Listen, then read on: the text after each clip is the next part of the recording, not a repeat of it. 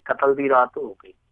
इस तरह के बयान फिर हुण थोड़े दिन पहला फिर पाकिस्तान का नाम लैके कहा कि न्यूक्लियर बटन जिहड़ा वो असीं दिवाली लई थोड़ी रखिया, वो कहंदे असीं थोड़ी ईद लई रखिया, असीं भी इसे काम लई रखिया। फिर इस तरह के बयान जिहड़े अमित शाह ने भी दिते। कहण दा भाव इह आ कि दो बहुत बड़े चेहरे है जिहड़े भारतीय राजनीति दे विच दोवें लगातार इस तरह के बयान दे रहे हैं जिन्हां नूं चोण ज़ाब्ते का उलंघन मन्निया जाता है। तो शिकायतां होईयां ने बावजूद इस इलैक्शन कमीशन ने इन्हां दे खिलाफ कोई कार्रवाई नहीं की, क्योंकि इन्हां दा कद चेहरा मोहरा सब कुछ सियासत दे विच बहुत भारी है। इन्ना वजनदार है कि उस वजन के थले मीडिया भी दब जाता, कई बार विरोधी भी दब जाते हैं, कई बार कानून कैदे भी दब जाते हैं। तो हुण ये कांग्रेसी फिर गए आ सुप्रीम कोर्ट दे विच कि इलैक्शन कमीशन इन्हां दे खिलाफ कार्रवाई क्यों नहीं करता पिया। तो हुण जदों अज 70% तकरीबन इलैक्शन है जो निपरे चढ़ चुका, तो उदों फिर एक बारी सुप्रीम कोर्ट ने कल वास्ते सुनवाई रखी आ। तो एक बड़ी शर्मनाक स्थिति है इलैक्शन कमीशन वास्ते कि चलते इलैक्शन दे विच चोण जाब्ते दे उलंघन के मामले ना सिर्फ वध रहे आ बल्कि पक्षपात होने का दोष सुप्रीम कोर्ट तक जाता है। ते सुप्रीम कोर्ट तो पहला ही फटकारा इलैक्शन कमीशन खा चुका वा। जी जी। तो मिंटू जी अज ਇੰਨੀਆਂ ਫਟਕਾਰਾਂ ਖਾਣ ਤੋਂ ਬਾਅਦ ਦੇ ਵਿੱਚ ਕੋਈ ਉਮੀਦ ਹੈ ਵੀ ਇਸ ਦੇ ਵਿੱਚ ਕਿਸੇ ਤਰੀਕੇ ਦਾ ਕੋਈ ਸੁਧਾਰ ਲਿਆਂਦਾ ਜਾ ਸਕਦਾ ਜਾਂ ਕੋਈ ਸੁਧਾਰ ਆ ਸਕਦਾ ਆ, ਜਾਂ ਜੇ ਕੋਈ ਬੰਦੇ ਦੇ ਮਨ ਹੋਵੇ ਸੈਸ਼ਨ ਹੋਣਾ ਵਰਗਿਆਂ ਦੀ ਤਾਂ ਹੀ ਕੁਝ ਹੋ ਸਕਦਾ? हाँ बिल्कुल, इच्छा शक्ति बहुत वड्डी चीज है। जेडे इस तरह के दृढ़ इरादे वाले बंदे वो सब कुछ ठीक कर सकते। देखो इस संस्था के कोल बहुत कुछ है। हालांकि जे तुम देखोगे ना जे आपां मैं बोड़ा बघियाड़ कहना ना इलैक्शन कमीशन जी, ते जे तुम देखोगे चोण जाब्ता ना जिहड़ा वो चोण जाब्ता इहो जी चीज है कि बड़े मुकद्दस मंतव दे लई बनाई गई वो चीज है जिहड़ी प्रभावहीन है। ਉਹਦਾ ਜੇ ਚੋਣ ਜਾਬਤਾ ਤੁਸੀਂ ਪੜੋਗੇ, ਇੰਡੀਆ ਦਾ ਲੰਮਾ ਚੌੜਾ ਵੈਸੇ ਵਿਸ਼ਾ ਕਿ ਜੇ ਤੁਸੀਂ ਪੜੋਗੇ ਚੰਗੀ ਤਰ੍ਹਾਂ ਕਿ ਉਹ ਹੈ ਤੇ ਬਹੁਤ ਮੁਕੱਦਸ ਮੰਤਵ ਯਾਨੀ ਪਵਿੱਤਰ ਮੰਤਵ ਆ, ਪਰ ਉਹਦੇ ਵਿੱਚ ਪ੍ਰਭਾਵ ਇੰਨਾ ਹੈ ਨਹੀਂਗਾ। ਕੀ ਕਰ ਸਕਦੇ, ਸਿਰਫ ਚੇਤਾਵਨੀ ਦੇ ਸਕਦੇ ਆ ਜਾਂ ਕੁਝ ਘੰਟਿਆਂ ਲਈ ਬੈਨ ਕਰ ਸਕਦੇ ਲੀਡਰਾਂ ਦਾ ਪ੍ਰਚਾਰ, ਪਰ ਕੁਝ ਸਖਤ ਫੈਸਲੇ ਵੀ ਹੋਏ ਆ। ਜਿੱਦਾਂ ਤੁਹਾਨੂੰ ਯਾਦ ਹੋਣਾ ਇੱਕ ਵਾਰੀ ਗਿਰੀਰਾਜ ਨੂੰ ਬੈਨ ਕਰ ਦਿੱਤਾ ਸੀਗਾ ਕਿ ਤੂੰ ਬਿਹਾਰ ਤੋਂ ਬਾਹਰ ਆ ਕੇ ਪ੍ਰਚਾਰ ਨਹੀਂ ਕਰ ਸਕਦਾ। ਡੀਐਨ ਸੈਸ਼ਨ ਨੇ ਇੱਕ ਵਾਰੀ ਇੱਕ ਥਾਂ ਇਲੈਕਸ਼ਨ ਰੱਦ ਕਰ ਦਿੱਤਾ ਸੀਗਾ ਮੱਧ ਪ੍ਰਦੇਸ਼ ਦੇ ਵਿੱਚ। ਯਾਨੀ ਬਾਵਜੂਦ ਇਸਦੇ ਕਿ ਬਹੁਤੀਆਂ ਪਾਵਰਾਂ ਨਹੀਂ, ਅਖਤਿਆਰ ਨਹੀਂ ਹੈ ਚੋਣ ਕਮਿਸ਼ਨ ਕੋਲ, ਪਰ ਫਿਰ ਵੀ ਉਹ ਬਹੁਤ ਕੁਛ ਕਰ ਸਕਦੇ ਆ। ਜਿੰਨਾ ਕੋ ਕੁਛ ਕਰ ਸਕਦੇ ਉਹ ਵੀ ਨਹੀਂ ਕਰ ਰਹੇ। ਰੱਠਾ ਇਸੇ ਗੱਲ ਦਾ, ਰੌਲਾ ਇਸੇ ਗੱਲ ਦਾ ਹੈ ਕਿ ਜਿੰਨੇ ਕੋ ਤੁਹਾਡੇ ਅਖਤਿਆਰ ਆ ਪਿਆ, ਜਿੰਨੇ ਕੋ ਤੁਹਾਡੇ ਕੋਲ ਸ਼ਕਤੀ ਦੇ ਸੋਮੇ ਘੱਟੋ ਘੱਟ ਉਹ ਤੇ ਵਰਤੋ ਨਾ। ਹੁਣ ਜੇ ਮੰਨ ਲਓ ਸੁਪਰੀਮ ਕੋਰਟ ਫਿਰ ਹੁਕਮ ਦੇ ਦਿੰਦੀ ਆ ਕਿ ਭਾਈ ਮਾਮਲਾ ਬਣਦਾ ਚੋਣ ਜ਼ਾਬਤੇ ਦੇ ਉਲੰਘਣ ਦਾ ਤੇ ਤੁਸੀਂ ਕਾਰਵਾਈ ਕਰੋ, ਫਿਰ ਕਿੰਨੀ ਸ਼ਰਮਨਾਕ ਸਥਿਤੀ ਹੈ। ਤਾਂ ਕਹਿਣ ਦਾ ਭਾਵ ਇਹ ਆ ਕਿ ਮੈਂ ਨਹੀਂ ਕਹਿੰਦਾ ਕਿ ਬਿਨਾਂ ਗੱਲ ਤੋਂ ਪ੍ਰਧਾਨ ਮੰਤਰੀ ਨੂੰ ਤੁਸੀਂ ਕਟਹਿਰੇ 'ਚ ਖੜਾ ਕਰ ਲਓ, ਪਰ ਘੱਟੋ ਘੱਟ ਕੁਛ ਚੀਜ਼ਾਂ ਜਿਹੜੀਆਂ ਸਾਫ਼ ਤੇ ਕਰੋ ਨਾ। ਜਿੱਦਾਂ ਹੁਣ ਇਹ ਸ਼ਿਕਾਇਤਾਂ ਜਿਹੜੀਆਂ ਉਹ ਹਿਸਾਬ ਲਾ ਲਓ ਕਿ ਲਗਭਗ 1 ਮਹੀਨੇ ਤੋਂ ਪਈਆਂ ਨੇ, ਤਾਂ ਉਹਨਾਂ ਦਾ ਘੱਟੋ ਘੱਟ ਨਿਪਟਾਰਾ ਤੇ ਹੋਣਾ ਚਾਹੀਦਾ ਹੈ ਨਾ। ਜੀ ਜੀ ਜੀ। ਅਗਲੀ ਜਿਹੜੀ ਗੱਲ ਕਰਦੇ ਕਹਿੰਦੇ ਤੇਜ ਬਹਾਦਰ ਨੂੰ ਗੱਠਜੋੜ ਨੇ ਬਣਾਇਆ ਆਪ ਦਾ ਉਮੀਦਵਾਰ। ਹੁਣ ਦੇਖੋ ਮੈਂ ਆਹੀ ਗੱਲ ਇੱਕ ਦਿਨ ਅੱਗੇ ਕਹੀ ਸੀਗੀ ਤੁਹਾਡੇ ਇਸੇ ਪ੍ਰੋਗਰਾਮ ਦੇ ਵਿੱਚ ਕਿ ਤਕਰੀਬਨ ਇਹਨਾਂ ਨੇ ਨਰਿੰਦਰ ਮੋਦੀ ਨੂੰ ਉੱਥੇ ਜੇਤੂ ਕਰਾਰ ਦਿੱਤਾ ਹੋਇਆ, ਤੇ ਜੇ ਇਹਨਾਂ ਨੇ ਕੋਈ ਮੁਕਾਬਲਾ ਮਾੜਾ ਮੋਟਾ ਬਣਾਉਣਾ ਤਾਂ ਫਿਰ ਇੱਕੋ ਸਮੀਕਰਨ ਆ ਕਿ ਤੇਜ ਬਹਾਦਰ ਨੂੰ ਸਮਰਥਨ ਦੇ ਦੇਣਾ। ਹਾਲਾਂਕਿ ਮੈਂ ਸਮਝਦਾ ਕਿ ਇਹਨਾਂ ਨੇ ਬਹੁਤ ਵੇਲਾ ਵਿਹਾ ਲਿਆ, ਕਿਉਂਕਿ ਤੇਜ ਬਹਾਦਰ ਅੱਜ ਤੋਂ 1 ਮਹੀਨੇ ਦਾ ਉੱਥੇ ਬੈਠਾ ਵਾਰਾਣਸੀ ਦੇ ਵਿੱਚ, ਬਨਾਰਸ ਦੇ ਵਿੱਚ। ਜੇ ਉਦੋਂ ਤੋਂ ਲੈ ਕੇ ਦਾ ਖੇਡ ਦਿੰਦੇ ਸਥਿਤੀਆਂ ਹੋਰ ਹੁੰਦੀਆਂ, ਕਿਉਂਕਿ ਹੁਣ ਸਮਾਂ ਬਹੁਤ ਘੱਟ ਬਚਿਆ। ਪਰ ਫਿਰ ਵੀ ਬਹੁਜਨ ਸਮਾਜਵਾਦੀ ਪਾਰਟੀ ਤੇ ਸਮਾਜਵਾਦੀ ਇਹਨਾਂ ਨੇ ਬਹੁਜਨ ਸਮਾਜ ਪਾਰਟੀ ਤੇ ਸਮਾਜਵਾਦੀ ਪਾਰਟੀ ਨੇ ਯਾਨੀ ਬਸਪਾ ਸਪਾ ਦਾ ਗੱਠਜੋੜ ਜਿਹੜਾ, ਇਹਨਾਂ ਨੇ ਆਪਣੇ ਵੱਲੋਂ ਐਲਾਨ ਦਿੱਤਾ ਤੇਜ ਬਹਾਦਰ ਨੂੰ ਕਿ ਇਹ ਸਾਡਾ ਕੈਂਡੀਡੇਟ ਹੋਊਗਾ। ਹਾਲਾਂਕਿ ਉਸ ਤੋਂ ਪਹਿਲਾਂ ਇਸ ਗੱਠਜੋੜ ਨੇ ਸ਼ਾਲਿਨੀ ਯਾਦਵ ਨੂੰ ਟਿਕਟ ਦਿੱਤੀ ਸੀਗੀ, ਤਾਂ ਉਹ ਸ਼ਾਲਿਨੀ ਯਾਦਵ ਹੁਣ ਕਹਿੰਦੀ ਹੈ ਕਿ ਮੈਂ ਲੜੂੰਗੀ ਇੱਥੋਂ। ਉਹ ਵੈਸੇ ਆਪ ਵੇਰੀ ਬੈਠੀ ਹੈ ਬੀਬੀ ਕਿ ਮੈਂ ਇਲੈਕਸ਼ਨ ਲੜਨਾ, ਪਰ ਇਹਨਾਂ ਨੇ ਅਧਿਕਾਰਤ ਤੌਰ ਤੇ ਤੇਜ ਬਹਾਦਰ ਨੂੰ ਲੜਾਉਣ ਦਾ ਐਲਾਨ ਕਰ ਦਿੱਤਾ। ਨਾਲ ਹੀ ਹੁਣ ਅਰਵਿੰਦ ਕੇਜਰੀਵਾਲ ਦਾ ਟਵੀਟ ਆ ਗਿਆ।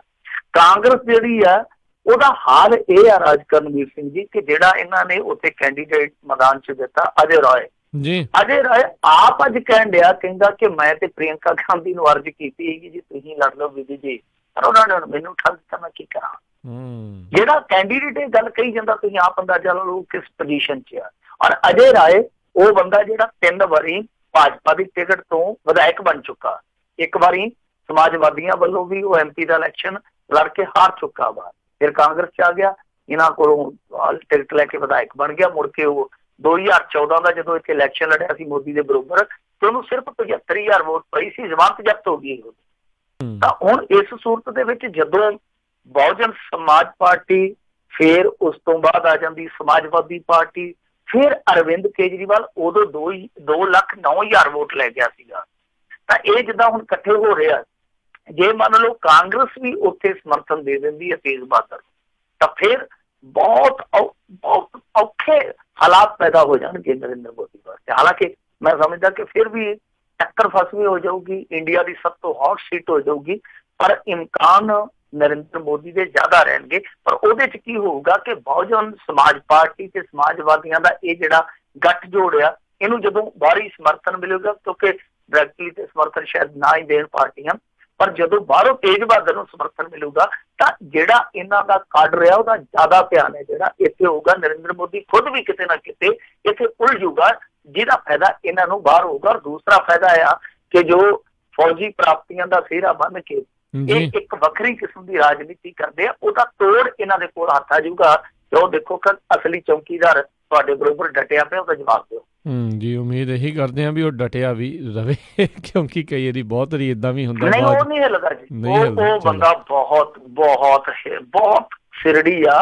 ਉਹਦੀ ਤੁਹਾਨੂੰ ਮੈਂ ਗਾਥਾ ਸੁਣਾ ਦੇਣਾ, ਕਿਉਂਕਿ ਆਪਾਂ ਸਿਰਫ ਉਹਦੀ ਵੀਡੀਓ ਵੇਖੀ ਜੀ। ਉਸ ਤੋਂ ਬਾਅਦ ਉਹਦੇ ਨਾਲ ਜੋ ਹੋਇਆ, ਕਿਉਂਕਿ ਉਹਨੇ ਸਵੈ ਇੱਛਤ ਰਿਟਾਇਰਮੈਂਟ ਲੈਣੀ ਸੀ, ਉਹ ਉਹਦੀ ਰੱਦ ਕਰ ਦਿੱਤੀ ਗਈ। ਫਿਰ ਜਾਂਚ ਪੜਤਾਲ ਦੇ ਨਾਂ ਤੇ ਉਹਨੂੰ ਬਹੁਤ ਮੈਂਟਲੀ ਹਰਾਸ ਕੀਤਾ ਗਿਆ। ਫਿਰ ਉਹਨੇ ਆਪਣਾ ਜਿਹੜਾ ਉਹਨਾਂ ਦਾ ਹੈਡਕੁਆਟਰ ਸੀ ਉੱਥੇ ਭੁੱਖ ਹੜਤਾਲ ਸ਼ੁਰੂ ਕਰ ਦਿੱਤੀ। ਫਿਰ ਉਹਨੂੰ ਇਹਨਾਂ ਨੇ ਬਰਖਾਸਤ ਕਰ ਦਿੱਤਾ। ਹਾਲਾਂਕਿ ਉਹਦੇ ਸਵੈਚਿਤ ਰਿਟਾਇਰਮੈਂਟ ਮੰਗੀ ਜਾਂਦਾ ਸੀਗਾ। ਵੀਡੀਓ 'ਚ ਵੀ ਉਹਨੇ ਕਿਹਾ ਸੀਗਾ ਕਿ ਮੈਂ ਤੇ 10-20 ਦਿਨਾਂ ਨੂੰ ਸਵੈਚਿਤ ਰਿਟਾਇਰਮੈਂਟ ਲੈ ਜਾਣੀ ਆ, ਪਰ ਮੈਂ ਦੂਜਿਆਂ ਦਾ ਸੋਚਦਾ। ਤਾਂ ਫਿਰ ਉਹਨੂੰ ਬਰਖਾਸਤ ਕਰ ਦਿੱਤਾ। ਉਹਨੇ ਕਾਨੂੰਨੀ ਲੜਾਈ ਲੜੀ ਔਰ ਇਸੇ ਲੜਾਈ ਦੇ ਦੌਰਾਨ ਭੇਤ ਭਰੀ ਹਾਲਤ ਦੇ ਵਿੱਚ ਉਹਦਾ ਮੁੰਡਾ ਮਰ ਗਿਆ ਸੀਗਾ। ਤੇ ਉਸ ਬੰਦੇ ਨੇ ਹਾਰ ਨਹੀਂ ਮੰਨੀ। ਮੇਰੇ ਨਹੀਂ ਖਿਆਲ ਕਿ ਉਹ ਬੰਦਾ ਪਿੱਛੇ ਹਟੂ, ਕਿਉਂਕਿ ਉਹਦੇ ਨਾਲ ਹੋਰ ਵੀ ਬਹੁਤ ਸਾਰੇ ਫੌਜੀ ਜਿਹੜੇ ਸਾਬਕਾ ਫੌਜੀ ਆ ਉਹ ਸਮਰਥਨ ਦੇਈ ਬੈਠੇ ਆ। ਜੀ ਜੀ, ਬਿਲਕੁਲ। ਤੇ ਅਗਲੀ ਜਿਹੜੀ ਆਪਾਂ ਗੱਲ ਕਰਦੇ, ਕਹਿੰਦੇ ਵੋਟਿੰਗ ਮਸ਼ੀਨ ਤੇ ਸਵਾਲ ਚੁੱਕਣ ਦੇ ਮਾਮਲੇ ਵਿੱਚ ਸੁਪਰੀਮ ਕੋਰਟ ਕਰੇਗਾ ਸੁਣਵਾਈ। ਸੁਪਰੀਮ ਕੋਰਟ ਕਿੰਨੀਆਂ ਤੋਂ ਸੁਣਵਾਈਆਂ ਕਰੇ ਇਸ ਮੁੱਦੇ ਨੂੰ ਲੈ ਕੇ। ਮੇਰੇ ਖਿਆਲ ਦੇ ਨਾਲ ਇਹ ਸਾਰੀਆਂ ਕਲੱਬ ਕਰ ਦੇਣੀਆਂ ਚਾਹੀਦੀਆਂ ਕਿ ਜਿੰਨੀਆਂ ਇਲੈਕਸ਼ਨ ਦੇ ਨਾਲ ਸੰਬੰਧਿਤ ਨੇ ਉਹ ਸਾਰੀਆਂ ਇੱਕੋ ਦਿਨ ਹੀ ਸੁਣੀਆਂ ਜਾਣਗੀਆਂ। ਖੈਰ ਚਲੋ, EVM ਦਾ ਮਸਲਾ ਕੀ ਆ ਕਿ ਦੇਖੋ, ਇਹ ਵੀ ਹੁਣ ਮਸਲਾ ਜਿਹੜਾ ਬੜਾ ਪੇਚੀਦਾ ਮਸਲਾ ਕਿ ਇੱਥੇ ਜਿਹੜੀਆਂ ਵੋਟਿੰਗ ਮਸ਼ੀਨਾਂ, ਚਾਹੇ EVM ਹੈ ਚਾਹੇ ਉਹਦੇ ਨਾਲ VVPAT ਜੋੜੀਆਂ ਜਾਂਦੀਆਂ, ਮੰਨ ਲਓ ਜੇ ਉਹਨਾਂ ਦੀ ਕੋਈ ਸ਼ਿਕਾਇਤ ਕਰਦਾ ਤੇ ਸ਼ਿਕਾਇਤ ਜਿਹੜੀ ਆ ਉਹ ਝੂਠੀ ਪੈ ਜਾਂਦੀ। ਸ਼ਿਕਾਇਤ ਕਾਹਦੀ ਆ ਕਿ ਦੇਖੋ ਜੀ ਮੈਂ ਬਟਨ ਕਿਸੇ ਨੂੰ ਨੱਪਿਆ ਸੀ ਤੇ ਵੋਟ ਮੇਰੀ ਕਿਸੇ ਨੂੰ ਗਈ, ਕਿਉਂਕਿ ਅੱਜ ਕੱਲ੍ਹ VVPAT ਮਸ਼ੀਨਾਂ ਲੱਗੀਆਂ ਜਿਹਦੇ ਬਾਰੇ ਆਪਾਂ ਕਈ ਦਫਾ ਚਰਚਾ ਕਰ ਚੁੱਕੇ ਹਾਂ। ਤੇ ਮੰਨ ਲਓ ਜੇ ਤੁਸੀਂ ਸ਼ਿਕਾਇਤ ਕਰਦੇ ਹੋ ਤੇ ਉਹ ਤੁਹਾਡਾ ਦਾਅਵਾ ਜਿਹੜਾ ਉਹ ਰੱਦ ਕਰ ਦਿੰਦੇ ਆ, ਗਲਤ ਸਾਬਤ ਕਰ ਦਿੰਦੇ ਆ ਕਿ ਨਹੀਂ ਇਸ ਤਰ੍ਹਾਂ ਹੋਇਆ ਨਹੀਂ, ਤਾਂ ਤੁਹਾਡੇ ਤੇ ਉਲਟਾ ਪਰਚਾ ਹੋ ਜਾਂਦਾ। ਤਾਂ ਉਹਦੇ ਵਿੱਚ ਤੁਹਾਨੂੰ 6 ਮਹੀਨੇ ਕੈਦ ਜਾਂ 1,000 ਰੁਪਏ ਜੁਰਮਾਨੇ ਦੀ ਵਿਵਸਥਾ ਹੈ। ਉਹ ਤੁਹਾਨੂੰ ਦੋਵੇਂ ਵੀ ਹੋ ਸਕਦੇ ਜੇ ਤੁਸੀਂ ਸ਼ਿਕਾਇਤ ਕਰਤਾ ਹੋ। ਤਾਂ ਇਹ ਚੀਜ਼ ਜਿਹੜੀ ਆ ਉਹ ਹੁਣ ਸੁਪਰੀਮ ਕੋਰਟ ਤੱਕ ਪਹੁੰਚੀ ਆ ਕਿ ਅਸਲ ਦੇ ਵਿੱਚ ਦੇਖੋ, ਇੱਕ ਤੇ ਇਹ ਆ ਕਿ ਸਾਫ਼ ਤੇ ਸੁਤੰਤਰ ਇਲੈਕਸ਼ਨ ਹੋਣਾ ਇਹ ਬਹੁਤ ਜ਼ਰੂਰੀ ਹੈ ਡੈਮੋਕ੍ਰੇਸੀ ਵਾਸਤੇ। ਔਰ ਦੂਜਾ ਇਹ ਆ ਕਿ ਜੇ ਕੋਈ ਸ਼ਿਕਾਇਤ ਕਰਦਾ ਉਹਦੇ ਤੇ ਏਡੀ ਸਖਤ ਕਾਰਵਾਈ ਦੀ ਤਲਵਾਰ ਰੱਖੀ ਜਾਂਦੀ ਆ, ਤੇ ਫਿਰ ਜੇ ਕੋਈ ਜਾਇਜ਼ ਸ਼ਿਕਾਇਤ ਕਰਦਾ ਉਹ ਵੀ ਡਰੂਗਾ ਕਿ ਜੇ ਇਹਨਾਂ ਨੇ ਝੂਠੇ ਹੋਣ ਦੇ ਬਾਵਜੂਦ ਮੈਨੂੰ ਝੂਠਿਆ ਸਾਬਤ ਕਰ ਦਿੱਤਾ ਤੇ ਮੈਨੂੰ ਤੇ ਜੇਲ੍ਹ ਕਰ ਦੇਣਗੇ। ਤਾਂ ਇਹਦੇ ਵਿੱਚ ਹੁਣ ਅਹਿਮ ਸੁਣਵਾਈ ਹੋਊਗੀ। ਸੁਪਰੀਮ ਕੋਰਟ ਤੈਅ ਕਰੂਗੀ ਕਿ ਇਸ ਤਰ੍ਹਾਂ ਦਾ ਜਿਹੜਾ ਕਾਨੂੰਨ ਆ ਕਿ ਆਮ ਨਾਗਰਿਕ ਦੇ ਕਿਸੇ ਅਧਿਕਾਰ ਦਾ ਹਨਨ ਤੇ ਨਹੀਂ, ਜਾਂ ਜਿਹੜਾ ਪਾਰਸ਼ਲ ਇਲੈਕਸ਼ਨ ਜਿਹਨੂੰ ਆਪਾਂ ਕਹਿ ਸਕਦੇ ਹਾਂ ਕਿ ਉਹਦੇ ਵਿੱਚ ਤੇ ਕੋਈ ਅੜਿੱਕਾ ਨਹੀਂ ਹੈ। ਸੋ ਬੜੀ ਅਹਿਮ ਸੁਣਵਾਈ ਆ ਕਿਉਂਕਿ ਅੱਗੇ ਇਸ ਤਰ੍ਹਾਂ ਹੋਇਆ, ਐਸੇ ਇਲੈਕਸ਼ਨ ਦੇ ਵਿੱਚ ਕਈ ਸ਼ਿਕਾਇਤਾਂ ਇਸ ਕਰਕੇ ਇਹਨਾਂ ਨੇ ਝੂਠੀਆਂ ਕਰ ਦਿੱਤੀਆਂ, ਕਿਉਂਕਿ ਮਾਮਲਾ ਬੜਾ ਗੁੰਝਲਦਾਰ ਸੀਗਾ। ਤਾਂ ਉਹਦੇ ਵਿੱਚ ਹੋਇਆ ਕਿ ਸ਼ਿਕਾਇਤਕਰਤਾ ਉਲਟਾ ਫਸ ਗਏ। ਤੇ ਹੁਣ ਹੁੰਦਾ ਕੀ ਆ ਕਿ ਜਿਹੜਾ ਕੋਈ ਵੇਖ ਵੀ ਲਵੇ ਮਤਲਬ ਤੇ ਉਹ ਵੀ ਚੁੱਪ ਕਰ ਜਾਂਦਾ, ਉਹ ਆਂਦਾ ਦੜ ਵੱਟ ਜਮਾਨੇ ਵੱਟ, ਦੜ ਵੱਟ ਜਮਾਨਾ ਕੱਟ, ਕਿਉਂਕਿ ਅੱਛੇ ਦਿਨ ਨਹੀਂ ਆਉਣੇ। ਤਾਂ ਆਪਣੇ ਜਿਹੜੇ ਮਾੜੇ ਮੋਟੇ ਚੱਲਦੇ ਇਹ ਵੀ ਨਾ ਕਿਤੇ ਪਲਟਾ ਕੇ ਬਹਿ ਜਾਈਏ। ਸੋ ਇਹ ਸੁਪਰੀਮ ਕੋਰਟ ਅਹਿਮ ਸੁਣਵਾਈ ਕਰੂਗਾ ਹੁਣ।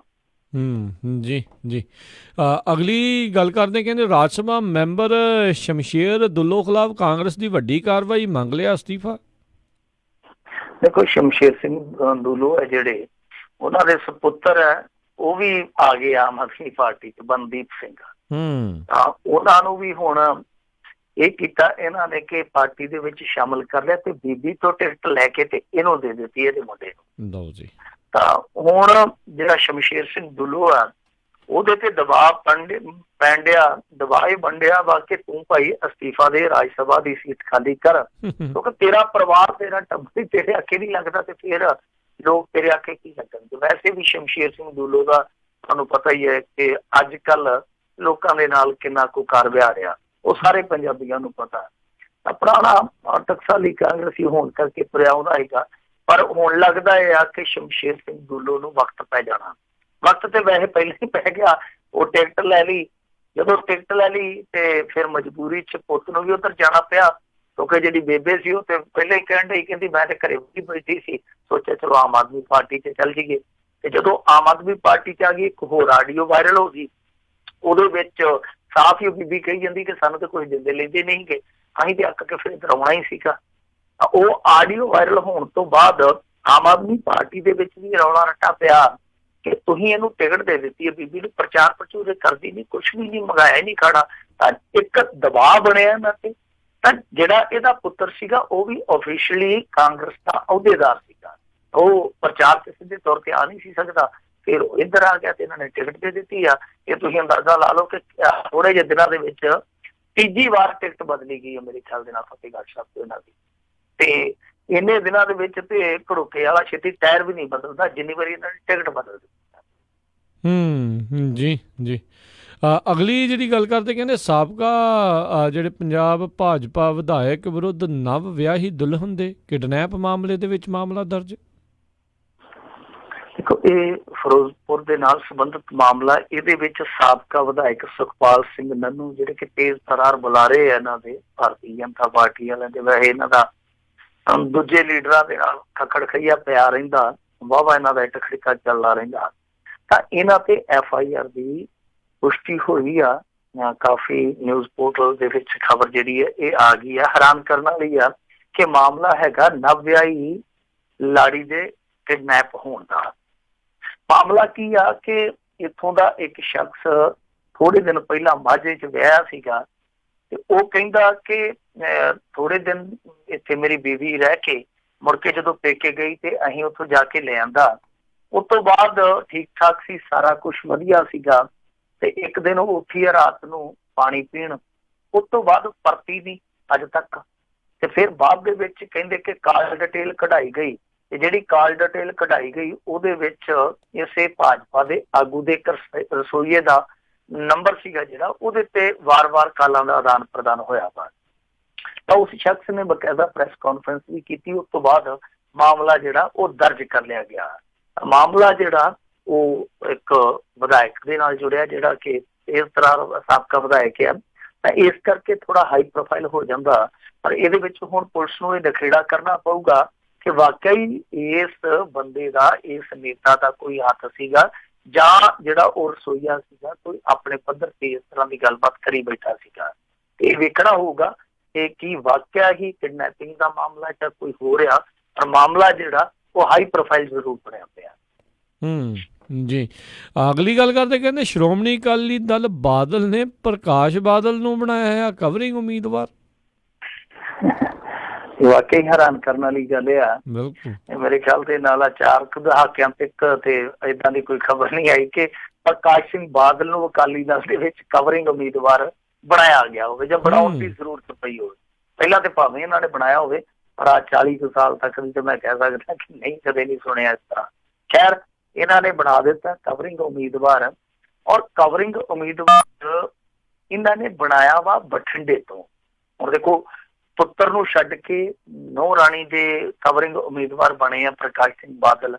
ਹਾਲਾਂਕਿ ਜਦੋਂ ਅੱਜ ਬਠਿੰਡੇ ਦੇ ਵਿੱਚ ਸੀਗੇ ਤਾਂ ਬਠਿੰਡੇ 'ਚ ਜਦੋਂ ਇਹਨਾਂ ਨੂੰ ਮਨਪ੍ਰੀਤ ਬਾਦਲ ਬਾਰੇ ਪੁੱਛਿਆ ਗਿਆ ਕਿ ਮਨਪ੍ਰੀਤ ਬਾਦਲ ਤੇ ਤੁਹਾਡੇ ਬਾਰੇ ਕਹਿੰਦਾ ਕਿ ਵੋਟਾਂ ਰਾਜਾ ਵੜਿੰਗ ਨਹੀਂ ਖਰੀਦਦਾ ਫਿਰਦਾ, ਵੋਟਾਂ ਖਰੀਦਣ ਦੇ ਮਾਮਲੇ ਦੇ ਵਿੱਚ ਤੇ ਭੀਸ਼ਮ ਪਿਤਾਮਾ ਪ੍ਰਕਾਸ਼ ਸਿੰਘ ਬਾਦਲ ਆ।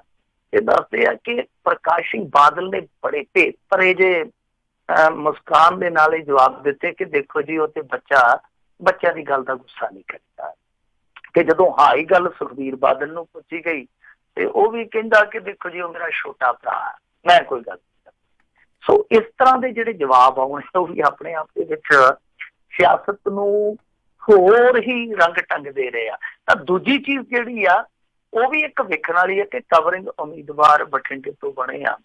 ਹਾਲਾਂਕਿ ਦੇਖੋ, ਨੋਮੀਨੇਸ਼ਨ ਦਾ ਫੈਸਲਾ ਜਿਹੜਾ ਉਹ ਹੋਣਾ 2 ਤਰੀਕ ਨੂੰ, ਸ਼ਾਇਦ ਉਦੋਂ ਹੀ ਪਤਾ ਲੱਗੂਗਾ ਕਿ ਕਿਹਦੀ ਨੋਮੀਨੇਸ਼ਨ ਰੱਦ ਹੁੰਦੀ ਆ, ਕਿਹਦੀ ਮਾਨਤਾ ਪ੍ਰਾਪਤ ਹੁੰਦੀ ਆ, ਜਾਂ ਕਿਹੜਾ ਕਾਗਜ਼ ਚੁੱਕਦਾ।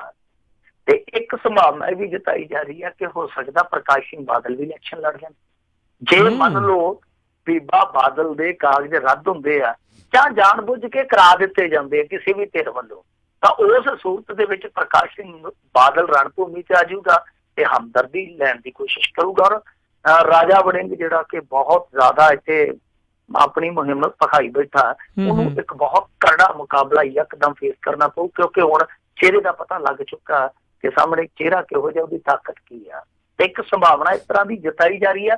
ਵੈਸੇ ਇਹ ਅਮਲ ਦੇ ਵਿੱਚ ਆਵੇ ਇਹਦਾ ਕੋਈ ਯਕੀਨ ਨਹੀਂ ਹੈ, ਹਾਈਪੋਥੈਟੀਕਲ ਗੱਲਾਂ ਨੇ, ਸੁਣਨ ਦੇ ਵਿੱਚ ਇਹ ਚੀਜ਼ਾਂ ਆ ਰਹੀਆਂ ਨੇ, ਚਰਚਾ ਬਣ ਰਹੀ ਆ। ਪਰ ਏਦਾਂ ਵਾਪਰੂਗਾ, ਕਾਗਜ਼ ਰੱਦ ਹੋਣਗੇ, ਪ੍ਰਕਾਸ਼ ਸਿੰਘ ਬਾਦਲ ਆਊਗਾ, ਉਹ ਸਾਰਾ ਕੁਝ ਤੈਅ ਨਹੀਂ ਹੈ। ਪਰ ਲੋਕ ਚਰਚਾ ਕਰਨ ਲੱਗ ਪਏ ਆ ਕਿ ਏਦਾਂ ਹੋ ਸਕਦਾ, ਕਿਉਂਕਿ ਰਾਜਨੀਤੀ ਦੇ ਵਿੱਚ ਸਭ ਕੁਝ ਸੰਭਵ ਹੈ। ਇਸ ਕਰਕੇ ਚਰਚਾ ਜਿਹੜੀ ਉਹਨੂੰ ਆਪਾਂ ਮੂਲੋਂ ਰੱਦ ਨਹੀਂ ਕਰ ਸਕਦੇ। ਜੀ ਬਿਲਕੁਲ। ਸੋ ਇਦਾਂ ਲੱਗ ਰਿਹਾ ਵੀ ਆਪਣੇ ਅਖੀਰਲੇ ਪੱਤੇ ਜਿਹੜੇ ਆ ਅਕਾਲੀ ਦਲ ਬਾਦਲ ਵਾਲੇ ਜਿਹੜੇ ਖੇਡ ਰਹੇ ਨੇ, ਵੀ ਜੇ ਹੁਣ ਉਹਨਾਂ ਦੇ ਜਰਨੈਲ ਗਾਂਹ ਮੈਦਾਨ 'ਚ ਨਹੀਂ ਆਉਂਦੇ ਫਿਰ ਇਹਨਾਂ ਦਾ ਇਹ ਅਗਲੀਆਂ ਚੋਣਾਂ ਵਾਸਤੇ ਹਾਲਾਤ ਜਿਹੜਾ ਹੋਰ ਜ਼ਿਆਦਾ ਮੁਸ਼ਕਲ ਹੋ ਸਕਦੇ, ਹਾਸ਼ੀਏ 'ਤੇ ਟੰਗੇ ਜਾ ਸਕਦੇ ਸੀ। ਅਗਲੀ ਜਿਹੜੀ ਗੱਲ ਕਰਦੇ, ਕਹਿੰਦੇ ਮਿੰਟੂ ਜੀ, ਭਗਵੰਤ ਮਾਨ ਦੇ ਹਲਫੀਆ ਬਿਆਨ ਨੂੰ ਲੈ ਕੇ ਹੋਈ ਸ਼ਿਕਾਇਤ। ਦੇਖੋ, ਹਲਫੀਆ ਬਿਆਨਾਂ ਵਾਲਾ ਵੀ ਬਹੁਤ ਰੌਲਾ ਪਿਆ ਖਲੋਤਾ।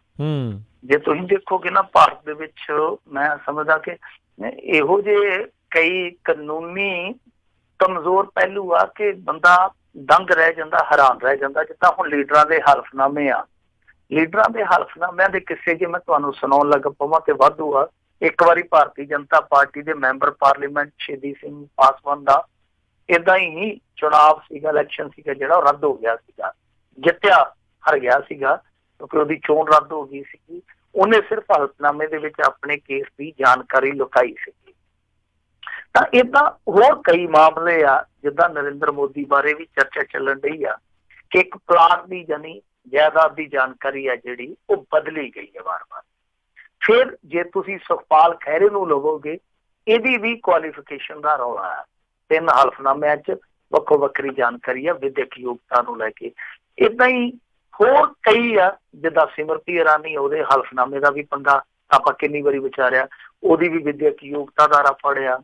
ਫਿਰ ਇਸ ਤਰ੍ਹਾਂ ਹੋਰ ਵੀ ਆ, ਅਰਵਿੰਦ ਕੇਜਰੀਵਾਲ ਵੀ ਇੱਕ ਵਾਰੀ ਫਸ ਗਿਆ ਸੀ ਕਸੂਤਾ ਹਲਫਨਾਮੇ ਦੇ ਮਾਮਲੇ 'ਚ, ਇੱਥੋਂ ਤੱਕ ਇਹਨੂੰ ਤੇ ਜ਼ਮਾਨਤ ਕਰਵਾਉਣੀ ਪਈ ਸੀਗੀ। ਤਾਂ ਏਦਾਂ ਜੇ ਤੁਸੀਂ ਹੋਰ ਵੀ ਅੱਗੇ ਜਾ ਕੇ ਵੇਖੋਗੇ, ਬਹੁਤ ਵੱਡੀ ਇੱਕ ਖੋਜੀ ਪੱਤਰਕਾਰ ਸੰਸਥਾ, ਉਹਨੇ ਪਿੱਛੇ ਜੇ ਇੱਕ ਰਿਪੋਰਟ ਕੱਢ ਕੇ ਲਿਆਂਦੀ ਸੀ ਪਿਛਲੇ ਸਾਲ ਕਿ ਦੇਸ਼ ਦੇ ਕਈ ਦਰਜਨਾਂ ਇਹੋ ਜਿਹੇ ਆਗੂ ਹੈ ਜਿਨ੍ਹਾਂ ਦੇ ਵਿੱਚ ਮੌਜੂਦਾ ਮੰਤਰੀ, ਸਾਬਕਾ ਮੁੱਖ ਮੰਤਰੀ, ਮੌਜੂਦਾ ਵਿਧਾਇਕ, ਮੌਜੂਦਾ MP, ਸਾਬਕਾ ਵਿਧਾਇਕ, ਸਾਬਕਾ MP, ਦਰਜਨਾਂ, ਜਿਨ੍ਹਾਂ ਦੀ ਤਾਦਾਦ ਮੇਰੇ ਖਿਆਲ ਦੇ ਨਾਲ 200 ਦੇ ਲਗਭਗ ਉਹਨਾਂ ਨੇ ਦੱਸੀ ਸੀਗੀ ਕਿ ਜਿਨ੍ਹਾਂ ਨੇ ਆਪਣੇ ਪੈਨ ਕਾਰਡ ਦੀ ਜਾਣਕਾਰੀ ਜਾਂ ਤਾਂ ਗਲਤ ਦਿੱਤੀ ਜਾਂ ਦੂਸਰੇ ਹਲਫਨਾਮੇ ਦੇ ਵਿੱਚ ਬਦਲ ਦਿੱਤੀ।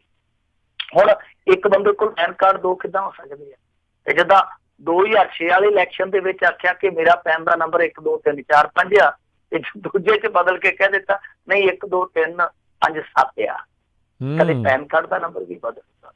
ਸੋ ਇਸ ਤਰ੍ਹਾਂ ਵੀ ਵਾਪਰਦਾ। ਹੁਣ ਭਗਵੰਤ ਮਾਨ ਤੇ ਜਿਹੜੇ ਦੋਸ਼ ਆ ਉਹ ਰਲਦੇ ਮਿਲਦੇ, ਮੈਂ ਇਸ ਕਰਕੇ ਮਿਸਾਲਾਂ ਦਿੱਤੀਆਂ ਕਿ ਇਕੱਲਾ ਭਗਵੰਤ ਮਾਨ ਨਹੀਂ ਹੈ, ਕਿਉਂਕਿ ਭਗਵੰਤ ਮਾਨ ਫਿਰ ਜ਼ਿਆਦਾ ਕਰਲਾਟ ਪਾਉਂਦਾ ਕਿ ਸਾਰਾ ਨਜ਼ਰਾਂ ਮੇਰੇ ਦੀ ਸੁੱਟੀ ਜਾਂਦੇ ਆ, ਮੈਂ ਕੰਮ ਕਰਦਾ।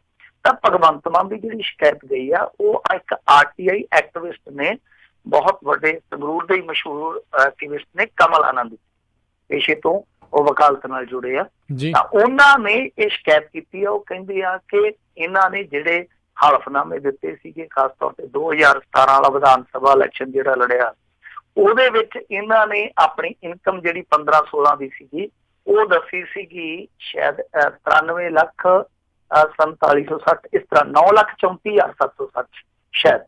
ਤਾਂ ਜਿਹੜੀ ਫਿਰ ਇਹਨਾਂ ਨੇ ਦੂਸਰੀ ਦਫਾ ਭਰਿਆ, ਉਹ ਕੋਈ ਜਿਹੜਾ ਇਹਨਾਂ ਦਾ ਦੂਸਰਾ ਇਲੈਕਸ਼ਨ ਸੀਗਾ, ਮੇਰੇ ਖਿਆਲ ਦੇ ਨਾਲ ਸ਼ਾਇਦ 14 ਵਾਲਾ ਹੋਏਗਾ, ਤਾਂ ਉਹਦੇ ਵਿੱਚ ਇਹਨਾਂ ਨੇ 93 ਤੋਂ 2006 ਤੱਕ ਦੀ 5 ਕਨਾਲ ਜ਼ਮੀਨ ਖਰੀਦਣ ਦਾ ਵੀ ਕਿਹਾ।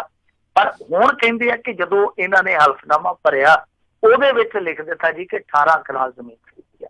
ਯਾਨੀ ਇੱਕ ਤਾਂ ਇਹ ਆ ਕਿ ਜਿਹੜਾ ਇਨਕਮ ਦਾ ਵੇਰਵਾ ਉਹ ਪੁਸ਼ ਹੋ ਰਿਹਾ, ਯਾਨੀ ਇੱਕ ਥਾਂ ਤੇ ਹੈਗਾ 9,34,000 ਤੇ ਦੂਸਰੀ ਥਾਂ ਤੇ ਹੈਗਾ 16,54,755 ਰੁਪਇਆ। ਯਾਨੀ ਦੋਨਾਂ 'ਚ ਹੀ ਫਰਕ ਪੈ ਗਿਆ। ਇੱਕੋ ਸਾਲ ਦੀ ਆਮਦਨ ਦੇ ਵਿੱਚ ਵੇਰਵੇ ਜਿਹੜੇ ਆ ਉਹ ਘੱਟ ਵੱਧ ਆ। ਏਦਾਂ ਹੀ ਜਿਹੜੀ 1993 ਤੋਂ ਲੈ ਕੇ 2006 ਤੱਕ 5 ਕਨਾਲ ਜ਼ਮੀਨ ਖਰੀਦਣ ਦੀ ਗੱਲ ਕੀਤੀ ਵੀਰ ਕਲਾਂ ਦੇ ਵਿੱਚ, ਕਹਿੰਦੇ ਕਿ 2014 'ਚ ਇਹਨਾਂ ਨੇ ਕਿਹਾ ਸੀਗਾ ਕਿ 5 ਹੀ ਖਰੀਦੀ ਆ, ਤੇ ਜਦੋਂ ਹੁਣ ਇਹਨਾਂ ਨੇ ਹਲਫਨਾਮਾ ਭਰਿਆ ਤੇ ਇਹ ਕਹਿੰਦੇ ਆ ਜੀ ਕਿ ਅਸੀਂ ਜ਼ਮੀਨ ਜਿਹੜੀ ਆ ਉਹ ਵਧੇਰੇ ਖਰੀਦੀ ਆ। ਸੋ ਇਸ ਕਰਕੇ ਇਹ ਕਹਿੰਦੇ ਆ ਕਿ ਥੋੜੀ ਜੀ ਗੜਬੜ ਹੈ। ਸੋ ਇਹਨਾਂ ਨੇ ਕਿਹਾ ਕਿ 18 ਕਨਾਲ ਜ਼ਮੀਨ ਖਰੀਦੀ ਆ। 2014 'ਚ ਇਹਨਾਂ ਨੇ ਲਿਖਿਆ ਸੀਗਾ ਕਿ ਗਾਮ ਸਤੌਜ, ਇਹ ਹਿੰਦੀ ਦਾ ਸ਼ਬਦ ਉੱਥੇ ਵਰਤਿਆ ਗਿਆ। ਆਪਾਂ ਕਹਾਂਗੇ ਕਿ ਪਿੰਡ ਸਤੌਜ 'ਚ ਇਹਨਾਂ ਨੇ ਕਿਹਾ ਕਿ ਕੋਈ ਜ਼ਮੀਨ ਨਹੀਂ ਖਰੀਦੀ ਗਈ, ਜਦ ਕਿ ਇਸ ਵਾਰ ਇਸ ਹਲਫਨਾਮੇ ਦੇ ਵਿੱਚ ਕਿਹਾ ਗਿਆ ਕਿ ਲਗਭਗ 3.25 ਕਨਾਲ ਤੇ 7 ਮਰਲੇ ਜ਼ਮੀਨ ਜਿਹੜੀ ਆ ਉਹ ਖਰੀਦੀ ਗਈ ਹੈ। ਸੋ ਇੱਥੇ ਆ ਕੇ ਰੱਟਾ ਪੈਂਦਾ ਕਿ ਇਹ ਜਾਣਕਾਰੀਆਂ ਜਿਹੜੀਆਂ ਉਹ ਬਦਲ ਕੇ ਦਿੱਤੀਆਂ ਗਈਆਂ। ਹਾਲਾਂਕਿ ਭਗਵੰਤ ਮਾਨ ਬੋਲੇ, ਉਹ ਕਹਿੰਦੇ ਆ ਕਿ ਇਹ ਸਾਰੇ ਦੋਸ਼ ਆ ਜਿਹੜੇ ਬੇਬੁਨਿਆਦ ਆ ਤੇ ਚੋਣ ਕਮਿਸ਼ਨ ਹੈ ਜਿਹੜਾ ਉਹਨੂੰ ਗੁੰਮਰਾਹ ਨਹੀਂ ਕੀਤਾ ਜਾ ਸਕਦਾ। ਤੇ ਨਾਲ ਹੀ ਇਹਨਾਂ ਨੇ ਕਿਹਾ ਕਿ ਮੈਨੂੰ ਕੋਈ ਸ਼ਿਕਾਇਤ ਬਾਰੇ ਜਾਣਕਾਰੀ ਨਹੀਂ ਹੁਣ ਤੱਕ। ਸੋ ਜਾਣਕਾਰੀ ਤੇ ਹੁਣ ਇਹਨਾਂ ਨੂੰ ਮਿਲ ਜਾਊਗੀ ਜੇ ਮੰਨ ਲਓ ਸ਼ਿਕਾਇਤ ਦਾ ਜਵਾਬ ਇਹਨਾਂ ਨੂੰ ਦੇਣਾ ਪਿਆ। ਪਰ ਹਲਫਨਾਮਿਆਂ ਦੀ ਮੈਂ ਜਿੱਥੋਂ ਤੱਕ ਗੱਲ ਕਹੀ ਆ ਕਿ ਇਹਦੇ ਵਿੱਚ ਵੀ ਕਮਜ਼ੋਰ ਕੜੀ ਇਹੋ ਹੀ ਆ ਕਿ ਜਿੱਦਾਂ ਮੰਨ ਲਓ ਕੋਈ ਨੇਤਾ ਇਸ ਤਰ੍ਹਾਂ ਦੀ ਗੜਬੜੀ ਕਰ ਦਿੰਦਾ, ਮੈਂ ਕਿਸੇ ਦਾ ਨਾਂ ਨਹੀਂ ਲਊਂਗਾ ਪਾਰਟੀਕੂਲਰ, ਜੋ ਇਸ ਤਰ੍ਹਾਂ ਦਾ ਕੰਮ ਕਰਦਾ, ਤਾਂ ਪਹਿਲੀ ਗੱਲ ਤੇ ਹੁੰਦਾ ਹੀ ਕੱਖ ਨਹੀਂ। ਜੇ ਹੁੰਦਾ ਵੀ ਹੈ ਤੇ ਇਹਨਾਂ ਨੂੰ ਸਿਰਫ 6 ਮਹੀਨੇ ਕੈਦ ਤੇ 1000 ਰੁਪਇਆ ਜਮਾਨਾ, ਤੇ ਉਹ ਕਦੇ ਕਿਸੇ ਨੂੰ ਹੁੰਦਾ ਹੀ। ਹੁਣ 6 ਮਹੀਨੇ ਜਿਹੜੀ ਕੈਦ ਆ ਉਹ ਅਸਲ ਦੇ ਵਿੱਚ ਲੀਡਰ ਲਈ ਕੋਈ ਡਰ ਨਹੀਂ। ਹੁਣ ਜਾਂ ਤੇ ਇਹਨੂੰ ਵਧਾ ਕੇ 2 ਸਾਲ ਜਾਂ 2.5 ਸਾਲ 3 ਸਾਲ ਕਰ ਦਿੱਤਾ ਜਾਵੇ, ਫਿਰ ਇਹਨਾਂ ਨੂੰ ਡਰ ਪੈ ਜਾਊਗਾ, ਕਿਉਂਕਿ ਜੇ 2 ਸਾਲ ਤੋਂ 3 ਸਾਲ ਤੋਂ ਵੱਧ ਸਜ਼ਾ ਹੋਣੀ ਸ਼ੁਰੂ ਹੋ ਗਈ, ਫਿਰ ਇਹਨਾਂ ਦੀ ਜਿਹੜੀ ਦਾਅਵੇਦਾਰੀ ਹੈ ਵੋਟਾਂ 'ਚ ਖੜਨ ਵਾਲੀ ਉਹ ਅਯੋਗ ਹੋ ਜਾਏ, ਮਤਲਬ ਕਿ ਵੋਟਾਂ 'ਚ ਖੜਨ ਦੇ ਕਾਬਲ ਨਹੀਂ ਰਹਿਣਗੇ। ਉੱਥੇ ਜਾ ਕੇ ਫਿਰ ਇਹ ਹਲਫਨਾਮੇ ਜਿਹੜੇ ਸਹੀ ਦੇਣਗੇ। ਉਹਦਾ ਸਾਰੀਆਂ ਪਾਰਟੀਆਂ ਦੇ ਇਦਾਂ ਦੇ ਬੰਦੇ ਨਿਕਲ ਹੀ ਆਉਂਦੇ ਆ ਜਿਹੜੇ ਕਿਤੇ ਨਾ ਕਿਤੇ ਹਲਫਨਾਮਿਆਂ ਦੇ ਵਿੱਚ ਇਸ ਤਰ੍ਹਾਂ ਕਰ ਜਾਂਦੇ ਹੋ ਰੱਬਾ। ਜੀ, ਲੱਗਦਾ ਵੀ ਜਿਹੜੇ ਮਿੰਟੂ ਜੀ 2 ਸਾਲ ਵਾਲੀ ਨੂੰ ਵਧਾਉਣਾ ਘਟਾਉਣਾ ਤਾਂ ਭਾਵੇਂ ਔਖਾ ਹੋਵੇ ਜਾਂ 6 ਮਹੀਨੇ ਵਾਲੀ ਨੂੰ, ਉਹਨਾਂ ਨੂੰ ਜਿਹੜੀ ਕੁਆਲੀਫਿਕੇਸ਼ਨ ਆ ਉਹ 6 ਮਹੀਨਿਆਂ ਤੇ ਕਰ ਦੇਣੀ ਚਾਹੀਦੀ ਹੈ ਵੀ ਜਿਹਨੂੰ 6 ਮਹੀਨੇ ਤੋਂ ਵੱਧ ਕੈਦ ਬੋਲੀ ਆ ਵੀ ਭਾਈ ਘਰੇ ਹੀ ਰਹੋ ਜਾਂ ਉੱਥੇ ਅੰਦਰ ਹੀ ਰਹੋ। ਡਿਸਕੁਆਲੀਫਿਕੇਸ਼ਨ ਕਰ ਦੇਣੀ ਚਾਹੀਦੀ ਹੈ, ਫਿਰ ਵੀ ਸਖਤ ਹੋ ਜਾਊਗਾ ਜੀ। ਅਗਲੀ ਜਿਹੜੀ ਗੱਲ ਕਰਦੇ, ਕਹਿੰਦੇ ਕੇਂਦਰ ਵੱਲੋਂ ਕਣਕ ਦੇ ਭਾਅ ਵਿੱਚ ਕਟੌਤੀ ਦੇ ਫਰਮਾਨ। ਦੇਖੋ, ਇਹਨਾਂ ਨੇ ਕਟੌਤੀ ਕਰ ਦਿੱਤੀ ਹੈ 4 ਰੁਪਏ 60 ਪੈਸੇ। ਇਹ ਫਰਮਾਨ ਜਾਰੀ ਹੋਇਆ ਕਿਉਂਕਿ ਹੁਣ ਇਸ ਸਮੇਂ ਤੁਹਾਨੂੰ ਪਤਾ ਮੰਡੀਆਂ 'ਚ ਆਮਦ ਹੋ ਚੁੱਕੀ ਆ ਜੀ। ਮੰਡੀਆਂ 'ਚ ਕਣਕਾਂ ਦੇ ਅੰਬਾਰ ਲੱਗੇ ਆ। ਹੋਇਆ ਕੀ ਸੀਗਾ ਕਿ ਇਸ ਵਾਰੀ ਤੁਹਾਨੂੰ ਪਤਾ ਕਰੋਤਾ ਮੀਂਹ ਪਿਆ, ਉਸ ਕਰੋਤੇ ਮੀਂਹ ਨੇ ਕਾਫੀ ਨਮੀ ਲਿਆ ਦਿੱਤੀ ਫਸਲਾਂ 'ਚ। ਇੱਕ ਤੇ ਇਹ ਆ ਹੁਣ ਵੀ ਤੁਸੀਂ ਵੇਖੋਗੇ ਸਾਡੇ ਇਲਾਕੇ ਦੇ ਵਿੱਚ ਤੇ ਹਾਲੇ ਵੀ ਮੇਰੇ ਖਿਆਲ ਦੇ ਨਾਲ 30-40% ਕਣਕ ਖੜੀ ਪਈ ਆ। ਉਤੋਂ ਮੌਸਮ ਵਿਭਾਗ ਦਾ ਫੇਰ ਅਲਰਟ ਆ ਗਿਆ, ਕਹਿੰਦੇ ਕਿ ਮੀਂਹ ਨੇਰਿਆ ਜਿਹੜਾ ਫੇਰ ਦੁਬਾਰੇ ਆ ਸਕਦਾ। ਤਾਂ ਕਹਿਣ ਦਾ ਭਾਵ ਇਹ ਆ ਕਿ ਇਸ ਵਾਰੀ ਹੋਇਆ ਕੀ ਆ ਕਿ ਇੱਕ ਤੇ ਕਰੋਤਾ ਮੀਂਹ ਪਿਆ, ਦੂਜਾ ਵਾਢੀ ਲੇਟ ਹੋਈ, ਤੀਜਾ ਇਹ ਆ ਕਿ ਜਦੋਂ ਕਣਕ ਦਾ ਮੰਡੀਕਰਨ ਕੀਤਾ ਜਾ ਰਿਹਾ ਉੱਥੇ ਜਾ ਕੇ ਕਿਸਾਨਾਂ ਨੂੰ ਸਮੱਸਿਆ ਆ ਰਹੀ ਆ। ਤਾਂ ਚੌਥੀ ਸਮੱਸਿਆ ਇਹਨਾਂ ਨੇ ਇਹ ਪੈਦਾ ਕਰ ਦਿੱਤੀ ਆ ਕਿ 10% ਤੋਂ ਵਧੇਰੇ ਮੋਇਸਚਰ ਵਾਲੀ ਜਿਹੜੀ ਕਣਕ ਆ ਉਹਦੇ ਤੇ ਇਹਨਾਂ ਨੇ ਕਿਹਾ ਕਿ 4 ਰੁਪਏ 60 ਪੈਸੇ ਕਟੌਤੀ ਕਰ ਲਓ ਜੇ ਕਿਸਾਨ ਵੇਚਣਾ ਚਾਹੁੰਦਾ। ਤੇ ਜੇ ਉਹ ਚਾਹੁੰਦਾ ਕਿ ਇੱਥੇ ਮੰਡੀਆਂ ਦੇ ਵਿੱਚ ਉਹ ਰੁਲ ਕੇ ਇਹ ਜਿਹੜੀ ਨਵੀਂ ਹੈ ਉਹ ਘੱਟ ਕਰਕੇ ਵੇਚੂਗਾ ਤੇ ਬੈਠਾ ਰਵੇ, ਮਜਬੂਰ ਕਿਸੇ ਨੂੰ ਨਹੀਂ ਕਰਨਾ। ਯਾਨੀ ਇੱਕ ਤਰ੍ਹਾਂ ਨਾਲ ਕਹਿ ਲਈਏ ਕਿ ਤਲਵਾਰ ਵੀ ਸਿਰ ਤੇ ਰੱਖ ਦਿੱਤੀ ਆ ਤੇ ਖੁੱਲ ਵੀ ਦਿੱਤੀ ਆ ਕਿ ਜਦੋਂ ਤੱਕ ਆਖੇਗਾ ਝਟਕਾ ਨਹੀਂ ਦਿੰਦੇ। ਤਾਂ ਦੋਏ ਚੀਜ਼ਾਂ ਨੇ। ਪਰ ਇਹਨਾਂ ਨੂੰ ਬੰਦਾ ਪੁੱਛਣ ਵਾਲਾ ਹੋਵੇ ਕਿ ਹੁਣ ਦੇਖੋ ਕਿਸਾਨ ਨੇ ਜਿਹੜੀ ਫਸਲ 'ਚ ਨਮੀ ਲਿਆਂਦੀ ਆ, ਉਹ ਕੋਈ ਉਹਨੇ ਪਾਣੀ ਦੇ ਤਰੌਂਕੇ ਮਾਰ ਕੇ, ਛੱਟੇ ਮਾਰ ਕੇ ਥੋੜੀ ਲਿਆਂਦੀ ਹੈ। ਉਹ ਤਾਂ ਕੁਦਰਤੀ ਵਿਪਤਾ, ਕਿਸਾਨ ਨੇ ਥੋੜੀ ਸੱਦੀ ਹੈ ਕੁਦਰਤੀ ਵਿਪਤਾ, ਉਹ ਤਾਂ ਖੁਦ ਉਲਟਾ ਉਸ ਵਿਕਟਮ ਨੂੰ ਤੁਸੀਂ ਹੋਰ ਲੁੱਟ ਰਹੇ ਹੋ। ਸੋ ਇਹਦਾ ਵਿਰੋਧ ਕਰਨਾ ਚਾਹੀਦਾ। ਆ ਬੀਬਾ ਬਾਦਲ ਹੈ ਜਿਹੜੀ ਉਹ ਦਾਣਾ ਮੰਡੀਆਂ 'ਚ ਤੂਫਾਨੀ ਦੌਰੇ ਕਰਦੀ ਪਈ ਆ, ਪੰਜਾਬ ਸਰਕਾਰ ਨੂੰ ਕੋਸਦੀ ਪਈ ਹੈ, ਰੱਜ ਕੇ ਕੋਸੀ ਜਾਵੇ, ਉਹਨਾਂ ਦਾ ਅਧਿਕਾਰ ਖੇਤਰ ਆ। ਪਰ ਇਹਦੇ ਵਿੱਚ ਵੀ ਇਹਨਾਂ ਨੂੰ ਮਾੜੀ ਮੋਟੀ ਇਨਵੋਲਵਮੈਂਟ ਕਰਨੀ ਚਾਹੀਦੀ ਹੈ। ਕੇਂਦਰ ਨੂੰ ਕਹਿਣਾ ਚਾਹੀਦਾ ਕਿ ਕਿਸਾਨ ਪਹਿਲਾਂ ਹੀ ਮਰਿਆ ਪਿਆ, ਉਹਦੀ ਲੁੱਟ ਤੁਸੀਂ ਕਾਹਤੋਂ ਕਰ ਰਹੇ ਹੋ। ਜੀ ਜੀ ਜੀ। ਤੇ ਮਿੰਟੂ ਜੀ ਕਿੰਨੇ ਕੁ ਗੇੜ ਹੋ ਗਏ ਨੇ ਇਲੈਕਸ਼ਨਾਂ ਦੇ, ਕਿੰਨੇ ਬਾਕੀ ਨੇ? ਇੰਨੇ ਗੇੜ ਨਹੀਂ, ਚੇਤਾ ਵੀ ਭੁੱਲ ਜਾਂਦਾ ਆ। ਹਾਂ, ਇੰਨੇ ਗੇੜ ਆ ਕਿ ਬੰਦਾ 84 ਵਾਲੇ ਗੇੜ 'ਚ ਹੀ ਪੈ ਜਾਂਦਾ ਕਿ ਕਦੋਂ ਕੰਮ ਨਿਬੜੂਗਾ। ਹੁਣ ਦੇਖੋ ਇਹ ਅੱਜ ਚੌਥਾ ਗੇੜ ਖਤਮ ਹੋ ਗਿਆ। ਇਹਦੇ ਵਿੱਚ ਵੀ ਬੰਗਾਲ 'ਚ ਇਲੈਕਸ਼ਨ ਹੋਇਆ, ਕਾਫੀ ਕੁਛ ਉੱਥੇ ਹੋਇਆ। ਉੱਥੇ ਤੁਹਾਨੂੰ ਪਤਾ ਕਿ ਹਿੰਸਾ ਹੋ ਜਾਂਦੀ, ਵਾਇਲੈਂਸ ਹੋ ਜਾਂਦੀ ਆ। ਤਾਂ ਕੁਛ ਰਿਪੋਰਟਾਂ ਜਿਹੜੀਆਂ ਆਈਆਂ ਨੇ ਕੁਛ ਕੱਲ ਨੂੰ ਹੋਣਗੀਆਂ। ਪਰ ਅੱਜ ਦੀ ਤਾਰੀਖ ਦੇ ਵਿੱਚ ਤੁਸੀਂ ਜੇ ਦੇਖੋਗੇ ਤਾਂ ਲਗਭਗ 70% ਇਲੈਕਸ਼ਨ ਹੈ ਜਿਹੜਾ ਇੰਡੀਆ 'ਚ ਨੇਪਰੇ ਚੜ ਗਿਆ। ਚੌਥਾ ਗੇੜ ਅੱਜ ਪੂਰਾ ਹੋ ਗਿਆ। ਹੁਣ ਇਸ ਤੋਂ ਬਾਅਦ 3 ਗੇੜ ਰਹਿਣੇ ਆ। ਉਹਦੇ ਵਿੱਚ ਇੱਕ ਗੇੜ 'ਚ ਆਜੂਗਾ ਹਰਿਆਣਾ ਤੇ ਅਖੀਰਲੇ ਗੇੜ ਦੇ ਵਿੱਚ ਪੰਜਾਬ ਆ ਜਾਊ। ਸੋ ਹੁਣ ਬਹੁਤੇ ਗੇੜ ਨਹੀਂ ਰਹੇ, ਲਗਭਗ 3 ਹਿੱਸੇ ਇਲੈਕਸ਼ਨ ਹੈ ਜਿਹੜਾ ਉਹ ਮੁਕੰਮਲ ਹੋ ਚੁੱਕਾ। ਜੀ ਜੀ। 5, 12 ਤੇ 19 ਮਈ ਦੇ ਜਿਹੜੇ ਦਿਨ ਆ ਉਹ ਰਹਿ ਗਏ ਨੇ ਤੇ ਸਭ ਨੂੰ ਇੰਤਜ਼ਾਰ ਫਿਰ 23 ਤਰੀਕ ਦਾ ਰਹਿਣਾ ਆ, ਜਦੋਂ ਪੇਟੀਆਂ ਇਹ ਖੋਲਣੀਆਂ ਆ। ਹੁਣ ਤਾਂ ਵੈਸੇ EVM ਜਿਹੜੀਆਂ ਉਹ ਖੋਲਣੀਆਂ ਨੇ। ਜੀ ਜੀ। ਪੇਟੀਆਂ ਨਹੀਂ, ਹੁਣ ਤੇ ਇਹ ਮਸ਼ੀਨਾਂ ਹੀ ਆ ਟੂ ਕਰਨਾ। ਉਹਦੇ ਵਿੱਚ ਵੀ ਹੁਣ ਜੋਕ ਬਣੇ ਆ, ਕਹਿੰਦੇ ਕਿ EVM ਨੇ ਨਾ ਦੁੱਖ ਰੋਇਆ ਜਿਹੜੀ ਮਤਦਾਨ ਪੇਟੀ ਸੀ। ਕਹਿੰਦੀ ਭੈਣੇ ਮੈਂ ਬਹੁਤ ਔਖੀ ਆ, ਮੇਰੇ ਨਾਲ ਅੱਜ ਕੱਲ੍ਹ ਛੇੜਛਾੜ ਬੜੀ ਹੁੰਦੀ। ਉਹ ਕਹਿੰਦੀ ਭੈਣੇ ਤੇਰਾ ਤੇ ਛੇੜਛਾੜ ਨਾਲ ਹੀ ਸਰ ਜਾਂਦਾ, ਮੈਨੂੰ ਤੇ ਚਿੱਟੇ ਦੇ ਨਕਲੇ ਚੁੱਕ ਹੀ ਲੈ ਜਾਂਦੇ ਹੁੰਦੇ। ਸਹੀ ਗੱਲ ਆ। ਜੀ ਜੀ ਜੀ। ਤੇ ਬਹੁਤ ਬਹੁਤ ਮਿੰਟੂ ਜੀ ਤੁਹਾਡਾ ਧੰਨਵਾਦ, ਤੁਸੀਂ ਸਾਡੇ ਨਾਲ ਜਿਹੜੇ ਇਹਨਾਂ ਖਬਰਾਂ ਬਾਰੇ ਜਾਣਕਾਰੀ ਦਿੱਤੀਆਂ। ਬਹੁਤ ਬਹੁਤ ਧੰਨਵਾਦ, ਮਿਹਰਬਾਨੀ, ਸਤਿ ਸ਼੍ਰੀ ਅਕਾਲ ਜੀ। ਮਿਹਰਬਾਨੀ ਜੀ। ਤੇ ਸੋ ਤੇ ਇੱਥੇ ਹੀ ਸਾਡਾ ਅੱਜ ਦਾ ਇਹ ਪ੍ਰੋਗਰਾਮ ਆ ਉਹ ਸਮਾਪਤ ਹੈ। ਮਿਲਦੇ ਹਾਂ ਅਗਲੀ ਵਾਰ। ਉਦੋਂ ਤੱਕ ਲਈ ਮੇਰੇ ਵੱਲੋਂ ਵੀ ਪਿਆਰ ਭਰੀ ਨਿੱਘੀ ਸਤਿ ਸ਼੍ਰੀ ਅਕਾਲ। ਜਿਉਂਦੇ ਵਾਸਤੇ ਰਹੋ, ਹੱਸਦੇ ਖੇਡਦੇ ਰਹੋ, ਸੁਣਦੇ ਰਹੋ ਪੰਜਾਬੀ ਰੇਡੀਓ USA।